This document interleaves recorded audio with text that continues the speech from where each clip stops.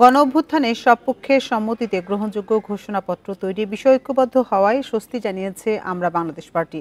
মঙ্গলবার সন্ধ্যায় দলটির কার্যালয়ে এ বিষয়ে গণমাধ্যমকে জানান সদস্য সচিব মুজিবুর রহমান মঞ্জু। সংবাদ সম্মেলনে মুজিবুর রহমান মঞ্জু বলেন, বিভিন্ন রাজনৈতিক দলের মতো জুলাই গণ অভ্যুত্থানের ঘোষণাপত্র তৈরির দাবি এবি পার্টিও জানিয়েছিল।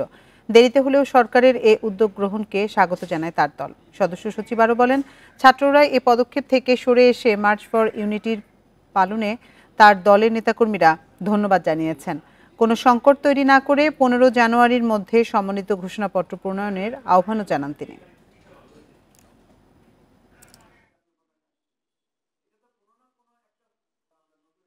ডকুমেন্টস আমাদের লাগবে, যাতে পরবর্তী সরকার যারা আসবেন, পরবর্তী প্রজন্ম যারা এখানে থাকবে, যেমন ধরেন আমরা আমাদের জাতীয় পতাকা আজকে সবাই মেনে নিয়েছি না, এটা আমাদের জাতীয় পতাকা।